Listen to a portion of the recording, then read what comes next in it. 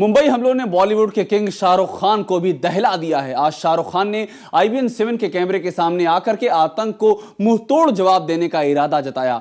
शाहरुख ने हमारे editor in chief Rajdeep Sardesai से एक्सक्लूसिव बातचीत में साफ कहा कि आतंक का कोई धर्म नहीं होता है, इसलिए हमें अपने बच्चों को ऐसी शिक्षा देनी चाहिए जिससे वो अपने धर्म के साथ ही दूसरों के धर्म की भी इज्जत करें।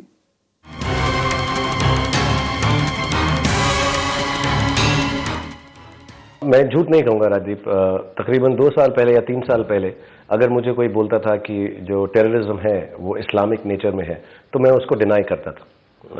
लेकिन अब मुझे एक समझ आ गई है कि ये जो टेररिस्ट जो इस्लाम फॉलो कर रहे हैं वो हमारा इस्लाम है ही नहीं, वो हमारा धर्म है ही नहीं, क्योंकि एक अल्लाह की आवाज़ है जो हमारी होली बुक कुरान के अंदर लिखी हुई है।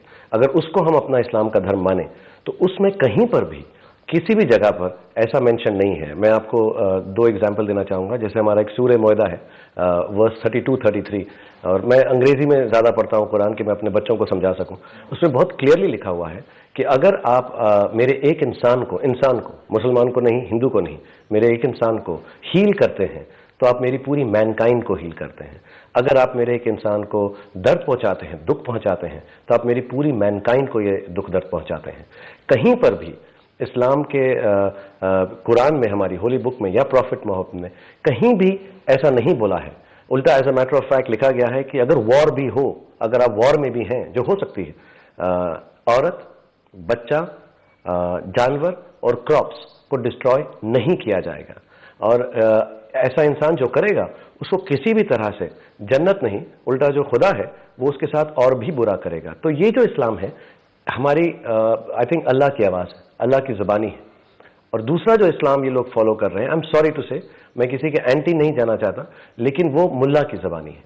और मुझे मैं ये एक्चुअली सबसे हाथ जोड़ के विनती करता हूँ कि किसी भी धर्म में, चाहे वो हिंदू है, चाहे वो क्रिश्चियन है, चाहे वो इस्लामिक है, प्लीज़ अगर आप किसी तरह से जो जवान हमारी पीढ़ी है उनको हमारी किताबों का सही मायना समझा सकें, क्योंकि किसी भी किताब में, चाहे गीता है या कुरान है या बाइबल है, कहीं ऐसा नहीं लिखा हुआ कि अगर आप किसी को दुख पहुंचाएंगे तो आपको जन्नत या हेवन या अच्छी जगह पर या खुदा अच्छी तरह से रखेगा।